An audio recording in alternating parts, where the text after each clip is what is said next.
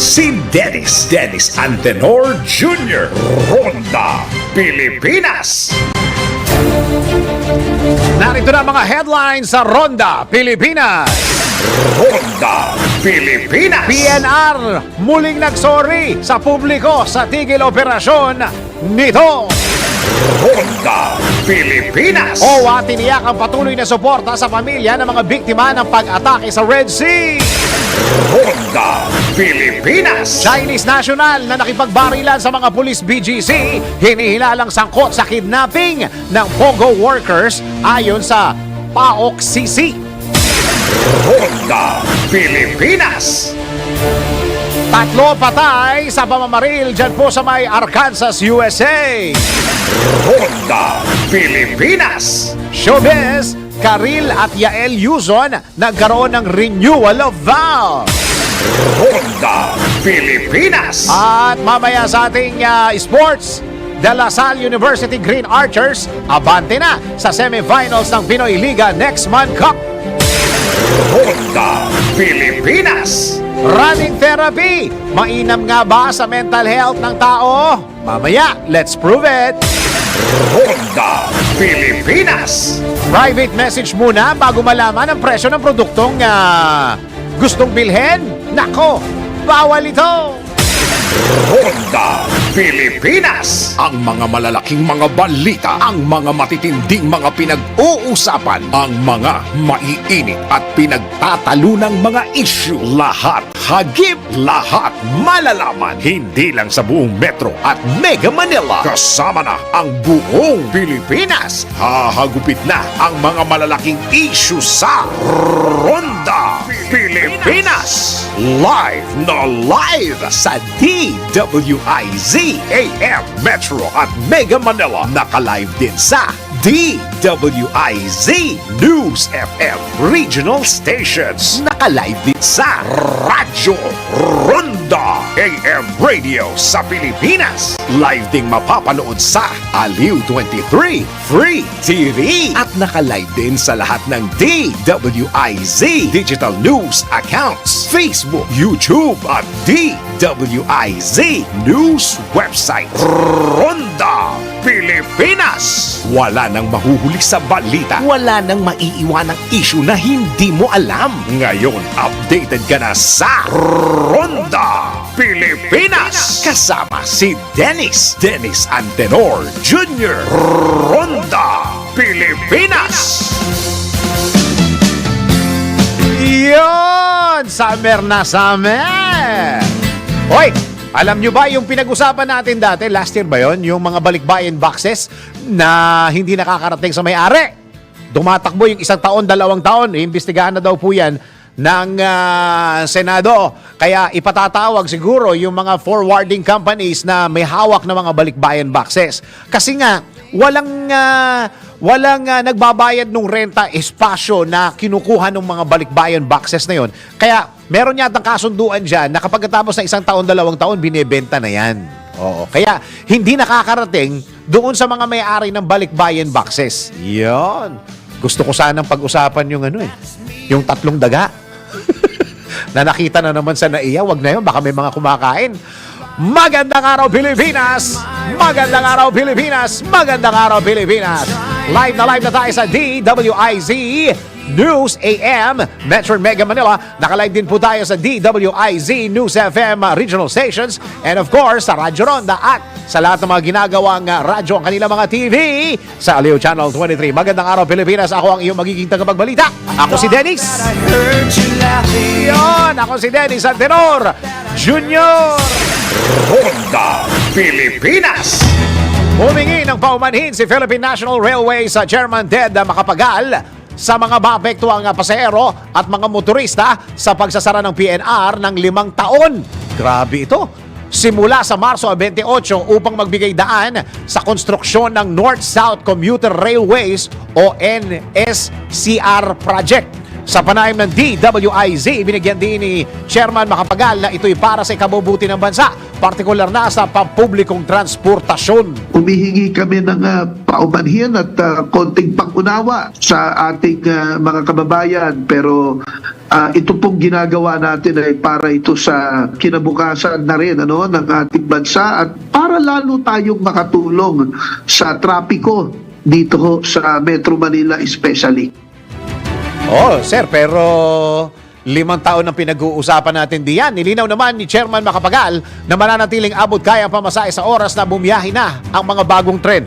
These are electric trains, no? Sinabi ko kanina, they're at par with world standards. Yes. Modern, very modern. Ito po ay pinocure natin from Japan. The best trains from Sumitomo, no? Pero patuloy po ang magiging pamasahe sapagkat patuloy ang magiging tulong ng national government sa PNR.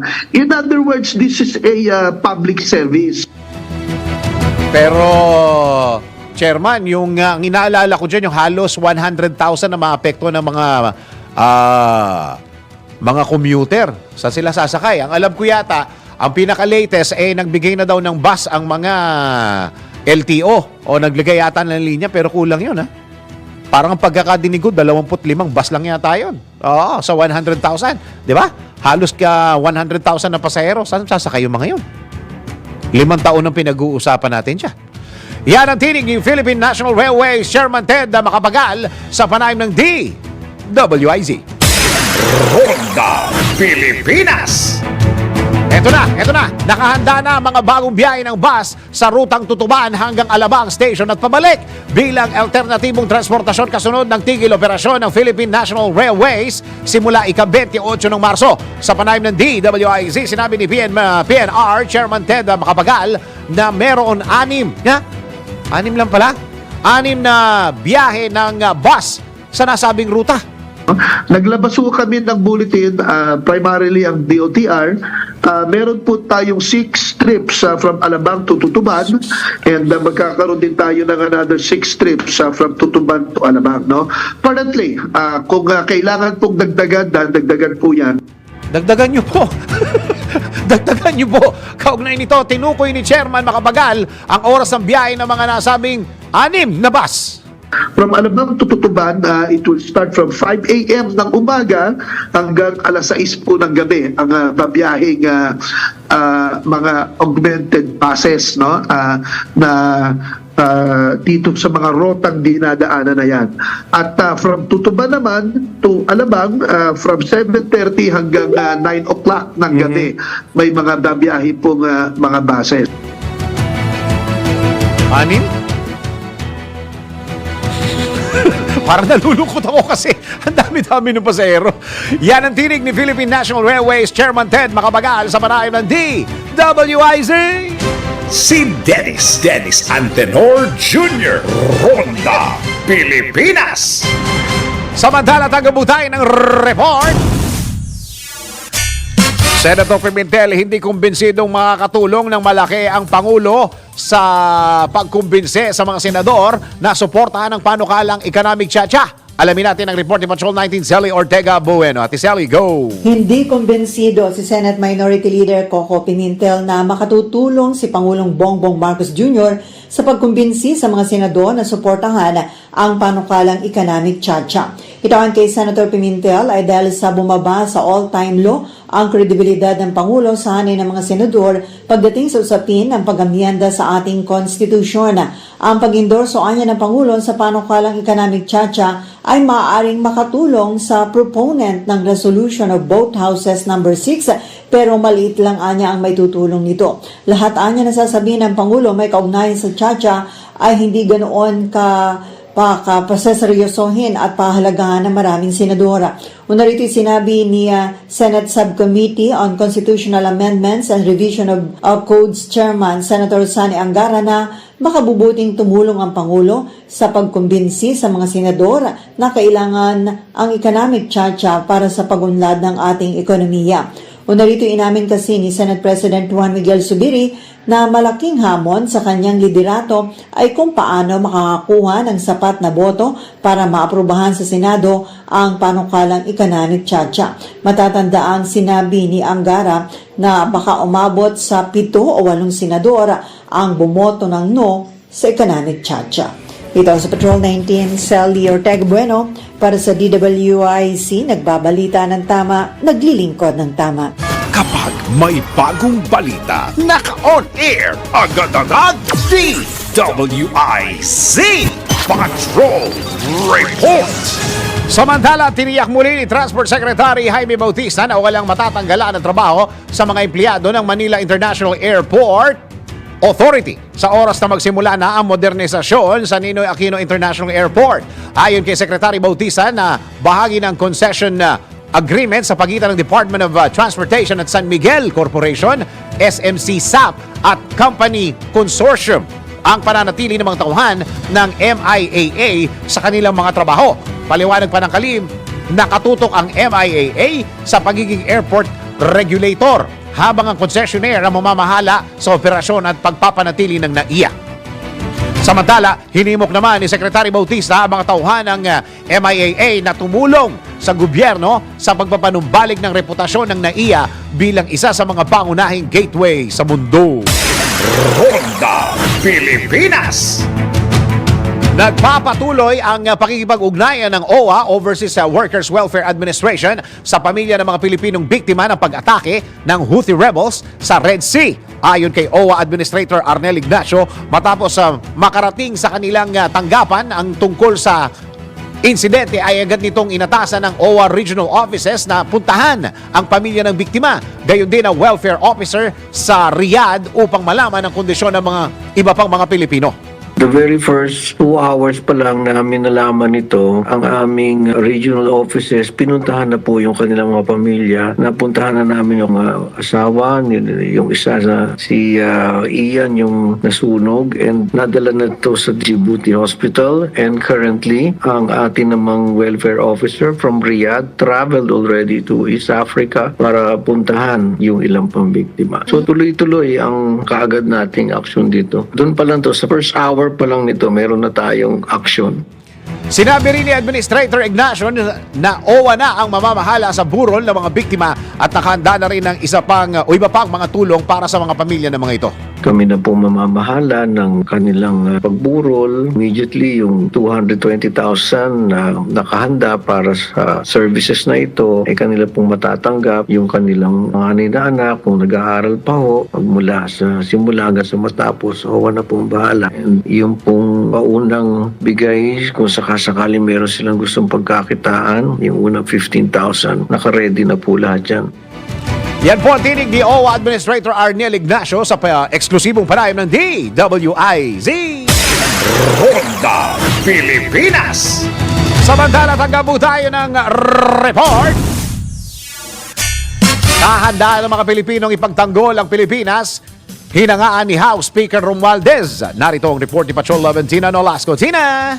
Ikinatuwa ni House Speaker Martin Romualdez ang resulta ng Octa Research Survey kung saan lumabas na mayorya ng mga Pilipino ay handang depensahan ang Pilipinas laban sa banta ng mga dayuhan. Ayon kay Romualdez, kahanga-hanga ang kahandaan ng mga Pilipinong nasa wastong edad na protektahan ang soberanya ng Pilipinas na anyay nagpapakita ng katatagan at diwa ng pagka-Pilipino. Mabatid na batay sa resulta ng nasabing survey na ikinomisyon ng Armed Forces of the Philippines mula December 10 hanggang 14, 2023, 77% ng 1,200 na mga Pilipinong nasa 18 years old pataas ang nagpahayag ng kahandaang ipagtanggol ang bansa sa kalimang salakayin ng mga dayuhang kaaway, kung saan 84% mula sa kabuang resulta ay mula sa Mindanao, 79% mula sa Luzon, 76% sa NCR at 62% ang mula sa Visayas. 80% sa mga ito ang nabibilang sa Class D o ang masa. Isinagawa ang naturang survey sa pamagitan ng face-to-face interview. Ito si Patrol 11, Tina Nolasco para sa impilang may todong lakas DWIZ, nagbabalita ng tama, naglilingkod ng tama. Ronda Pilipinas. Samantala, isa pa pong report. Uy! Barko sumadsad sa mababaw na bahagi ng dagat sa Romblon. Alamin natin ang report ni Patrol 5. Ay, Yupango, Kuyaya, go! Patuloy na inimbestigahan ng Philippine Coast Guard ang dahilan ng pagsadsad ng isang barko na may sakay na mahigit 200 katao bago maghating gabi kagabi. Sa report ng Philippine Coast Guard Station Romblon, may sakay na 168 pasahero, 55 tripulante at 21 rolling cargo o mga truck ang MV SWM Salve Regina nang mabalahaw ito sa may sitio Agbuyog, Barangay Kapaklan, Romblon. Romblon bandang 11:45 kagabi. Agad na nagsagawa ng operasyon ng Philippine Coast Guard at lokal na pamahalaan ng Romblon at pribadong sektor para tulungan yung mga pasahero. Bago mag alas 4 ng madaling araw kanina, nadala na sa Romblon Public Plaza ang lahat ng pasahero habang naiwan yung mga tripulante para i-monitor ang barko. Wala namang na-monitor ang Philippine Coast Guard na pagtagas ng langis mula sa sumadsyad na barko at inaalam pa ang sanhi ng insidente. Ito sa Patrol number 5. Ay pang para sa implementado ng lakas. DWIC. Nababalita ng tama, naglilingkod ng tama. Kapag may bagong balita, naka-on air, agad-agad, DWIZ Patrol Report. Tuloy ang mga balita sa Ronda Pilipinas. Samantala, nakadakdang lagdaan ni National Economic and Development Authority Secretary Arsenio Balisacan ang Implementing Rules and Regulations o IRR ng Trabaho para sa Bayan Act. Bukas po ito kasama si Labor Secretary Benvenido Laguesma. Dahil dito positibo ang NEDA na mas mapapahusay pa ang labor force ng bansa. Kasunod na rin ang naitalang pagbaba ng unemployment rate sa 4.5% nitong Enero.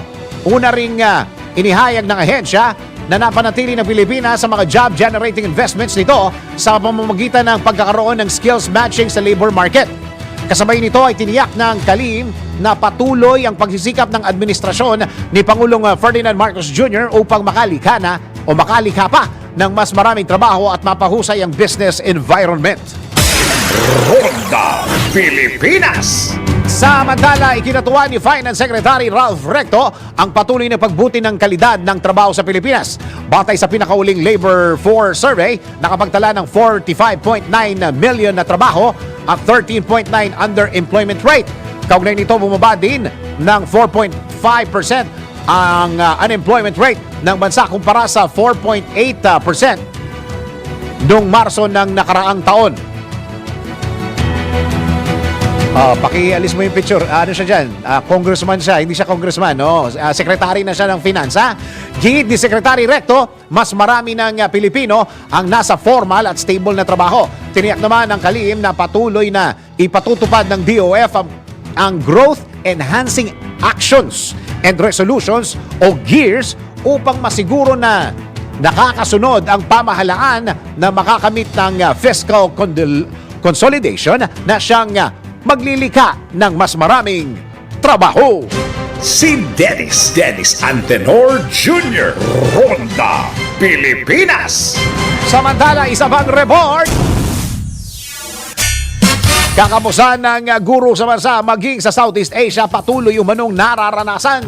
Alamin ang report ni Patrol 19 Sally Ortega Bueno. Ati Sally, go! Aminado si Senate Committee on Basic Education Chairman Senator Win Gatchalian na patuloy na nararanasan ang kakapusan ng mga guro dito sa ating bansa at maging sa ibayang dagat. Sinabi ni Gatchalian na batay sa kanya obserbasyon at pakikipag-usap sa mga Pinoy teachers sa ibayang dagat, nagkakaroon na ng kakapusan ng mga guro sa Southeast Asia. Kinumpirma ng Senado na nakatakda sila magtungo sa Vietnam upang tingnan ang kanilang education system kung saan marami rin anyang Pilipino ang nagtuturo doon.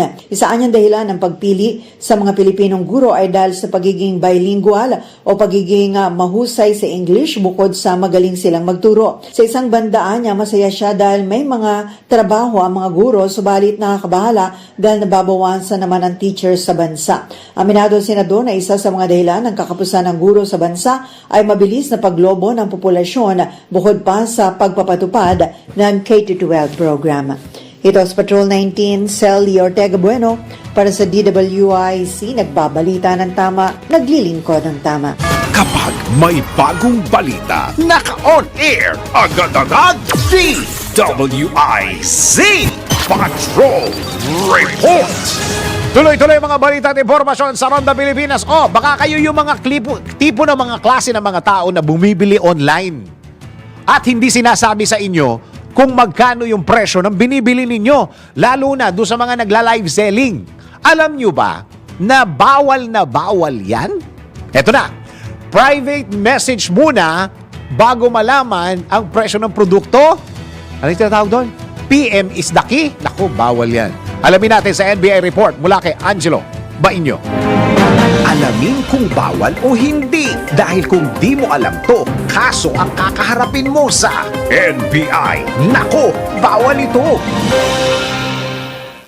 Private message muna bago malaman ang presyo ng produkto? Nako! Bawal ito! Ikaw ba ay business-minded at mayroong business online? Di ba ang sarap sa feeling kapag maraming nagmamine? Pero kung kailangan mag-PM muna para sa presyo ay malaman, nako! Hindi pwede yan. Ayon sa Article 81 ng Republic Act 7394 o ang Consumer Act of the Philippines, bawal ang pagbebenta ng mga produkto kung wala itong naangkop na price tag, label o marking na nakadisplay sa publiko. Kailangan ang presyo ng bawat produkto ay transparent sa lahat ng customer. At kung ano lang ang nakalagay sa price tag or listing, dapat yun lang ang i-charge sa bumibili. Ang sinumang business owner na marereport ay maaring magmulta ng 200 pesos hanggang 5,000 pesos o makulong ng 1 hanggang 6 na buwan. And worse, ma-revoke ang business permit at license kung repeat offender.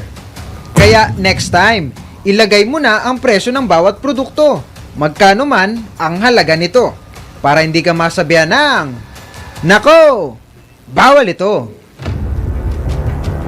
Ang problema pag hindi naka-register yung nagla-live selling. Yun! Oy! Mga kaastig! Handa na ba kayo for the next level ng saya sa paborito ninyong sports? Sa Arena Plus, astig sa sports, siguradong magpapabago sa paraan ng inyong pag-enjoy sa mga paborito ninyong laro. Pwede mong i-stream ang live games ng local at international sports sa internet at sa inyong mga telepono. Maging up-to-date sa latest score sa libu-libong games worldwide. Kasama dyan ang PBA, NBA, PBL, soccer, volleyball, boxing at marami pang iba. But that's not all.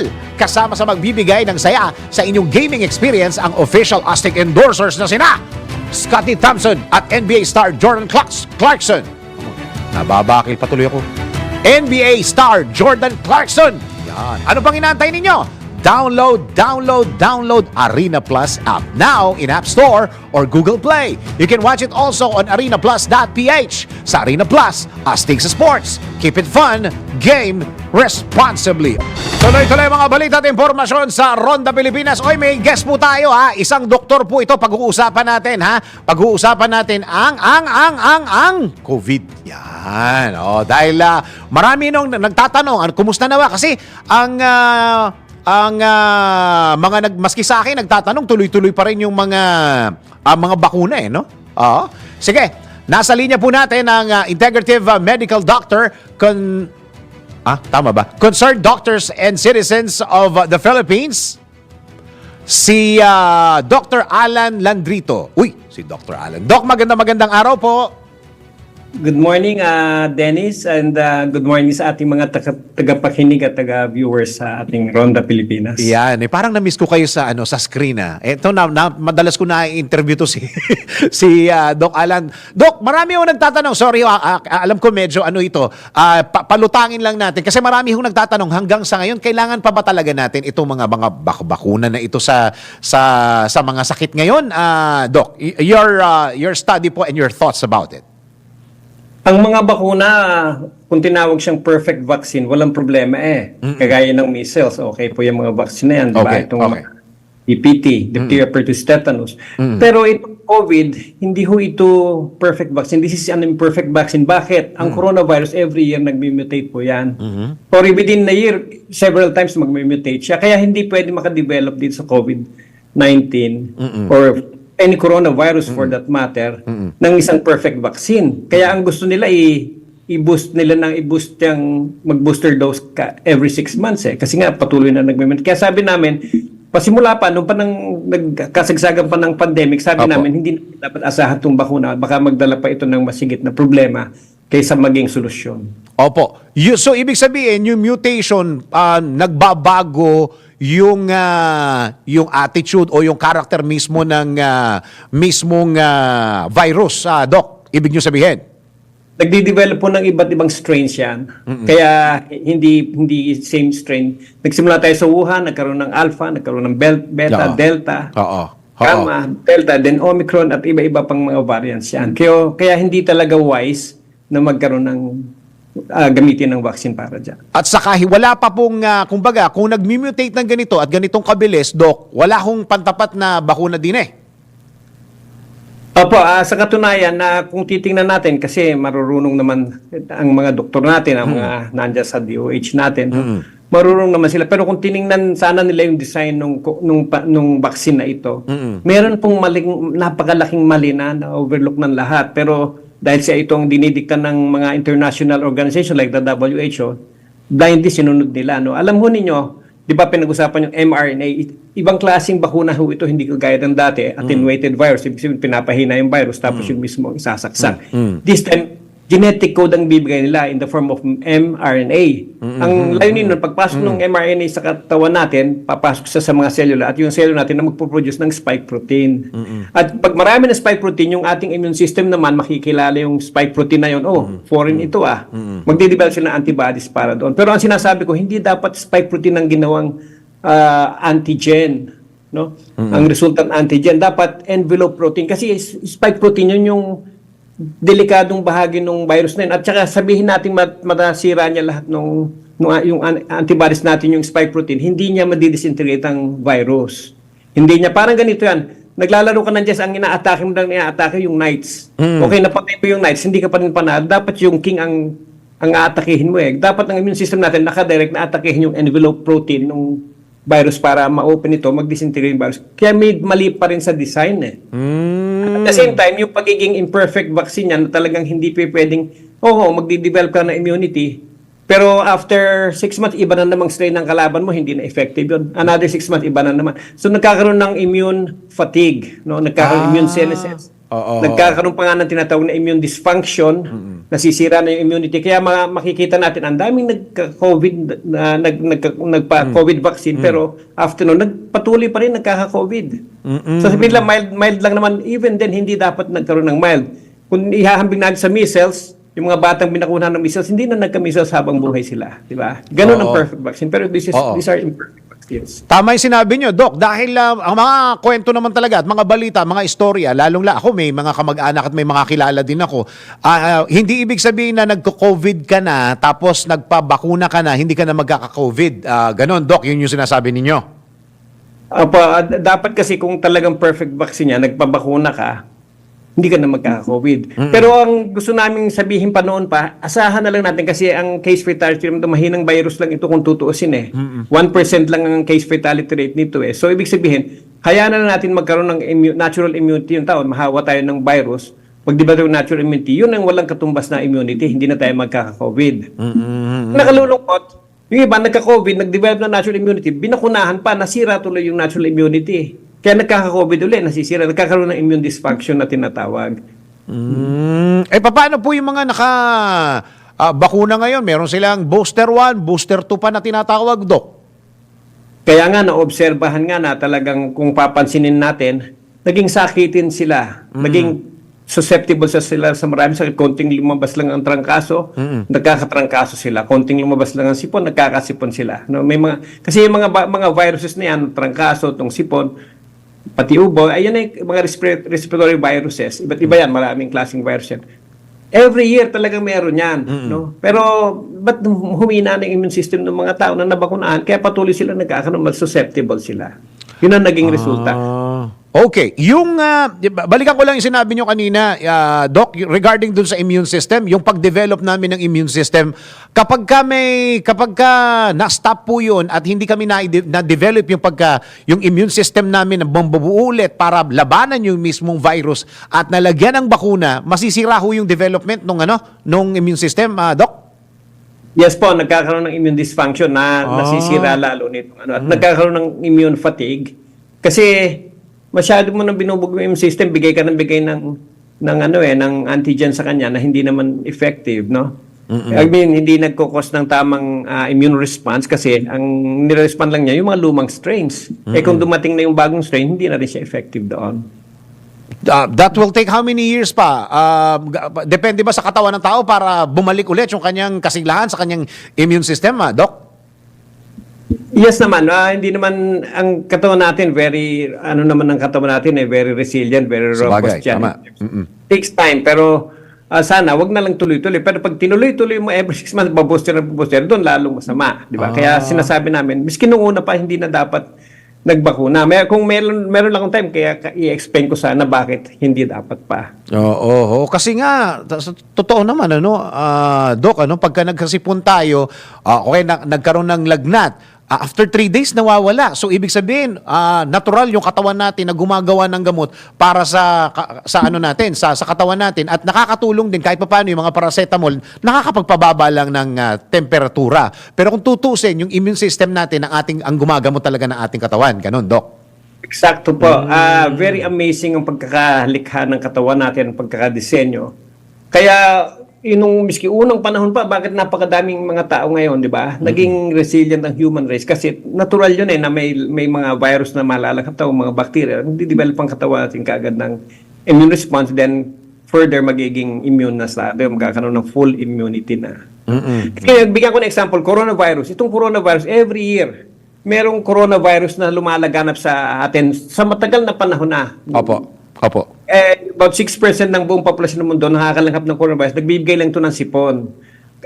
Coronavirus is known as a cold virus, no? Pero itong coronavirus SARS-CoV-2 na tinatawag nito, ito medyo matindi, nagbibigay ito ng SARS o Severe Acute Respiratory Syndrome. Kaya natakot ng mga tao dahil sa lakas nito.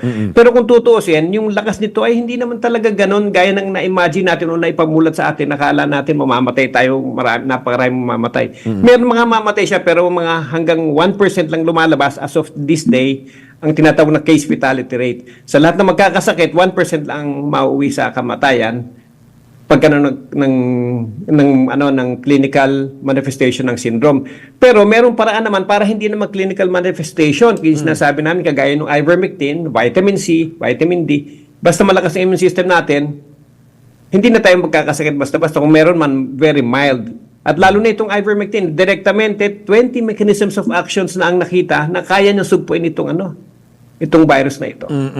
So at the end of the day, Doc, kailangan magpalakas tayo ng katawan para kakain tayo ng sariwang gulay, matulog ng maaga, huwag masyadong abusuin ng katawan para tuloy-tuloy yung pag-develop ng immune system natin. Ano man ang mga dumating na virus, tatalunin ang ating katawan, Doc. Yes, tama. Eksakto Opo, po yan. opo. Ganyan nga po ang sinulat ko doon sa libro ko. December 1, 2020, naglabas ako ng libro, Freedom from COVID-19 Now. Sabi ko, prevention and treatment at hand. So sinabi ko noon, ito yung mga halaga. Ang determinant factor na magkakasurvive tayo dyan is yung antas ng kalusugan natin, yung lakas ng immune system natin. Yun. Okay.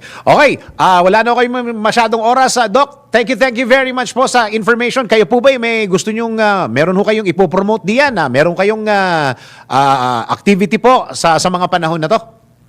Hindi, gusto ko lang sabihin sa mga tao na nauwi itong pagbabakuna na ito. Bagaman hindi exactly bakuna lang, no? Pwedeng may ibang factor. Sa 347,561 excess deaths from 2020, 21, 22. Pag isasama pa natin yung 2023, aabot ng 400 yan na excess death na hindi maintindihan kung bakit sumobra-sobra yung namatay na hindi karaniwang nangyayari, no? At sabi na ng DOH at ng mga authorities, gawa daw ng chronic illness, totoo naman po, pero bakit napapaaga? Dapat itong mga may sakit na chronic illnesses na ito, 5 years, 10 years, or 15 years from now pamamatay, napaaga sila, kaya napaaga yung panahon nila, nangangamatay sila ngayon. Kaya ito yung concern namin na pinag-uusapan ngayon, maging sa Kongreso. Yun. Okay, Dr. Alan Landrito, maraming salamat po sa oras na binigay niyo po sa DWIZ po. Thank you, Dennis, for the invitation. Thank you very much. Si Dr. Alan Landrito, Integrative Medical Doctor, concerned doctors and citizens of the Philippines. Tuloy mga balita at impormasyon sa Ronda Pilipinas. Ngayon tanggap tayo ng report. Simulang pagtatayo ng cancer center sa bansa ay kinagulugod ng grupo ng mga cancer patients. Alamin natin ang report ni Patrol 11, Tina Nolasco. Tina? Pinuri ni Cancer Coalition Philippines Vice President at Cancer Warriors Foundation CEO Ms. Menchie Auce Sarmiento ang proyekto ng kasalukuyang administrasyon na pagtatayo ng Philippine Cancer Center. Ito'y kaugnay sa ikanasang groundbreaking ceremony para sa naturang gusali noong nakaraang linggo sa Quezon City. Partikular na pinasalamatan ni Sarmiento ang iba't ibang opisyal ng gobyerno at healthcare advocate sa suporta at pagtitiyak na mapopondohan ang proyekto. Kabilang na niya rito si House Speaker Martin Romualdez at House Committee on Appropriation Chair at ako Bicol Party List Representative Zaldico na nagsulong para sa healthcare ng mga Pilipino. Ayon kay Sarmiento, maituturing na legacy project ng Pangulong Bongbong Marcos Jr. ang gusali na mula sa unang plenanong 6 na palapag ay ginawang 20 palapag na gusali.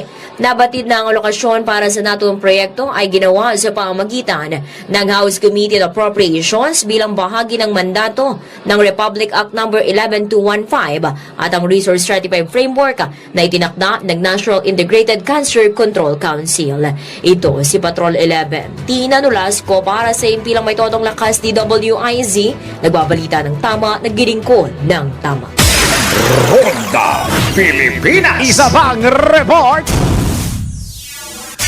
Quezon City LGU na nawagan sa kalalakihan na ipagtanggol ang mga kababaihan laban sa iba't ibang huri ng karahasan. Alamin natin ang report ni Patrol 30, Jelly Mendez. Jelly, go! Nanawagan ang Quezon City Government sa mga residente ng lungsod, partikular sa mga kalalakihan na ipagtanggol ang mga kababaihan laban sa iba't ibang uri ng karahasan. Ito'y sa gitna ng pagdiriwang ng National Women's Month na layong ipaglaban ang karapatan ng mga kababaihan laban sa pang-aabuso at pananamantala. Binigyan din ni QC Mayor J. Belmonte na kailangan ang kolektibong pagkilos ng mga kalalakihan laban sa lahat ng uri ng karahasan sa mga kababaihan. Ayon sa alkalde, ito ang susi at makakatulong upang makamit ang katiwasayan at kaunlaran ng lungsod. Naniniwala si Mayor Belmonte na kayang ipakita ng mga kalalakihan ang pagiging maginoo, magalang, marangal at makatarungan ng mga kalalakihan. Nanawagan ang pakikisa ang alkalde upang palakasin ang puwersa ng mga kalalakihan laban sa anumang uri ng pagmamalupit, diskriminasyon, online abuse at exploitation sa mga kababaihan. Ito si Patrol 30 Jelly Mendez nag-uulat para sa impilang may todong lakas sa DWIZ. Nagbabalita ng tama, naglilingkod ng tama. Kapag may bagong balita, naka-on air, agad-agad, DWIZ Patrol Report. Samantala, report galing sa mga region. Asawang, asawang nangaliwa, arestado. Sino nag-aresto rito? Yung asawa. Lamin natin ang report mula sa DWIZ News FM Northern Mindanao mula kay G. Apia. G, go! Inaresto ng Bukidnon Police Provincial Office o BUCPO ang isang 41 taong gulang na babae sa kasong pangangaliwa o pangangalunya sa Malaybalay, Bukidnon noong Marso 7, taong kasalukuyan sa ilalim ng Article 333 of the Revised Penal Code, Criminal Case Number 839-24, dated March 4, 2024. 36,000 ang piyansang nirekomenda. Nagsampa ng reklamo ang asawa laban sa kanyang may bahay sa diumanoy pakikiapid. Nagbayad kaagad ng piyansa ang akusado para sa kanyang pansamantalang kalayaan. Tiniyak ni Police Brigadier General Ricardo Layog Jr., Regional Director PRO 10, na patatagin at ipatupad ang batas para lumikha ng isang kapaligiran kung saan mamamayani ang respeto at integridad. Dagdag pa ni Layog, ang pakikiapid o pangangaliwa ay paglabag sa batas na hindi dapat gawing normal ng ating lipunan na siyang sisira sa pundasyon ng tiwala at ethical conduct sa komunidad. Mula dito sa DWIZ 93.5 News FM Northern Mindanao, G. Apiag, nagbabalita ng tama, naglilingkod ng tama. Ronda Pilipinas. Ano sinasabi mo, ano? Yes. Dapat daw mapalalaki, mapababae.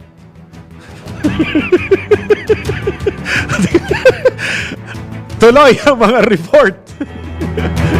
Samantala, Basa delivery van sa Ragay, Camarines Sur, nagbanggaan. Nako, isa po ang patay dyan. Alamin natin mula sa DWIZ 95.1 South Luzon, Naga. Si Ling Rodriguez. Ling, go! Patay ang driver ng delivery van matapos itong sumalpok sa Elaville bus kahapon ng umaga March 10 sa Andaya Highway, Barangay GRS, Ragay, Camarines Sur. Ayon sa inisyal na investigasyon ng Ragay MPS, galing Bicol ang delivery van at patungo itong Maynila. Samantalang galing naman ng Maynila ang Elaville bus at patungong Bicol. Lumalabas sa investigasyon ng Ragay MPS, nag-overtake ang delivery van dahilan upang salpukin siya ng paparating na pampasaherong bus. Dead on the spot ang driver ng delivery van, habang isinugod naman ang pahinante sa pinakamalapit na ospital ng Ragay, Camarines Sur. Sa ngayon, patuloy ang pag-iimbestiga ng Ragay MPS. Mula dito sa 95.1 DWIZ News FM South Luzon, Naga, Ling Rodriguez, nagbabalita ng tama, naglilingkod ng tama. Ronda Pilipinas. Ling, salamat Ling. Alamin natin, isa pang report.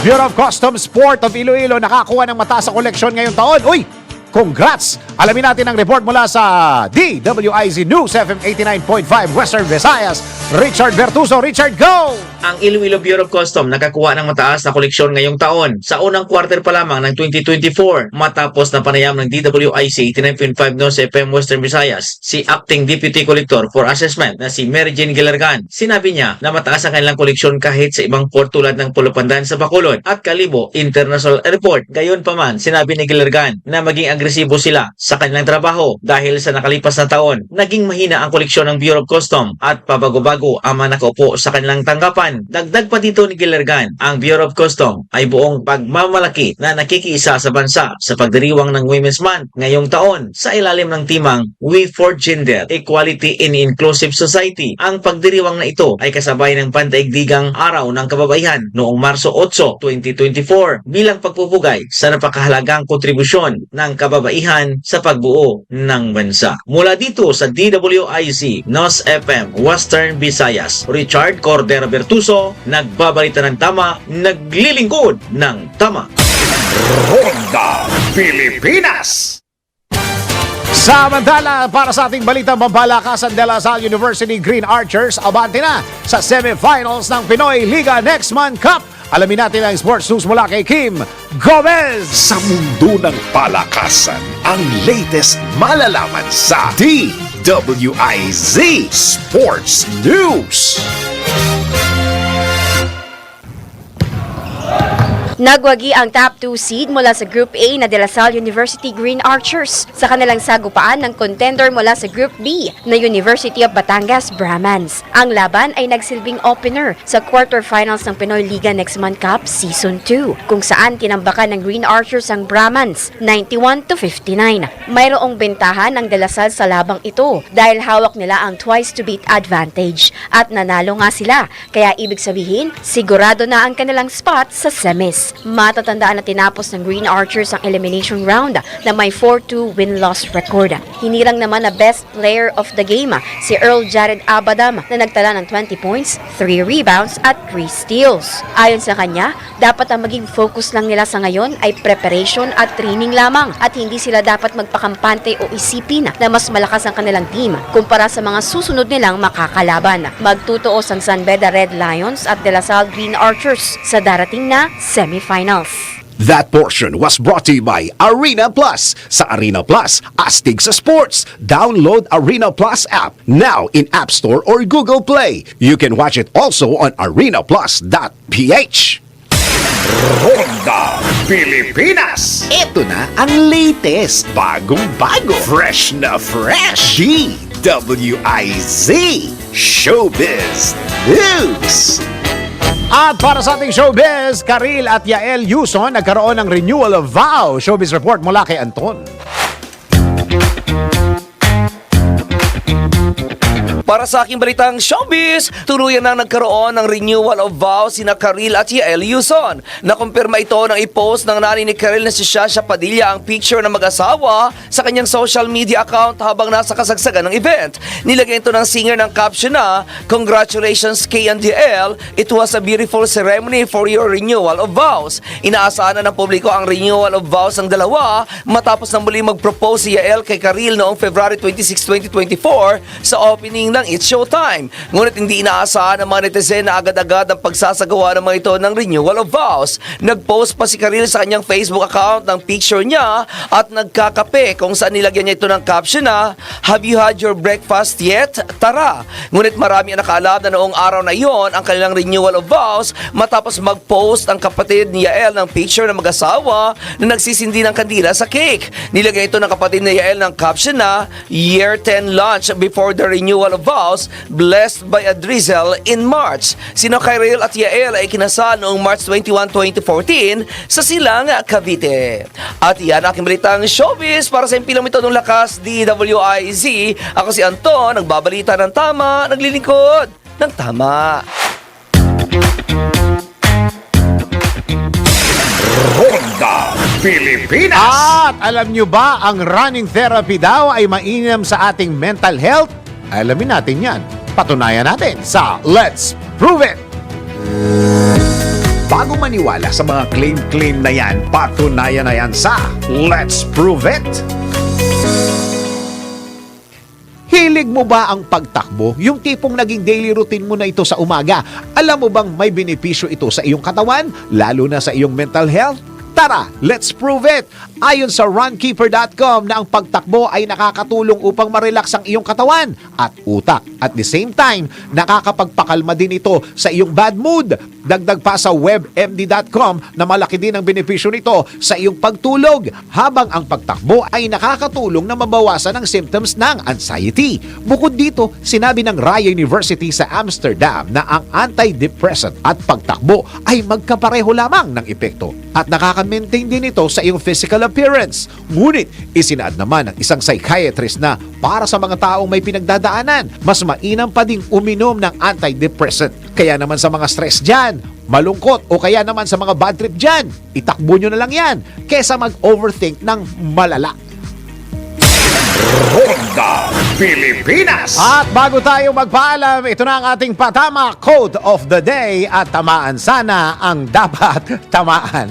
Ang ating patama quote for the day ay, minsan hindi mo kailangan maging tama. Kailangan mo lang talagang umunawa. Okay. Ang pagkakaintindi ko rito, hindi mo kailangan daldal ka ng daldal para mapatunayang tama ka. Sometimes, you need to listen to understand. Okay. Sabi nga nila, listening is the beginning of understanding. Okay. Alam nyo, ang mundo ngayon ay napakaingay na, ang dami na nagsasalita, ang daldal na ng maraming madaldal na ngayong panahon na to sa mundo ngayon. Baka puntahan natin yung isang part na baka maging effective para sa iyo. Tigilan muna ang salita. Makinig muna tayo sa taong nag-e-explain. Because listening is the beginning of understanding. Yan ang kabuuan ng mga balita at impormasyon sa Ronda Pilipinas. At tabayan na po ang susunod na programang Yes, Yes, Yo Topacio with Attorney Ferdy Topacio and Miss Juvie De Guzman. Maraming salamat, Pilipinas. Ako ang iyong naging tagapagbalita. Ako si Dennis Antenor Jr. Nagbabalita ng tama, naglilingkod ng tama.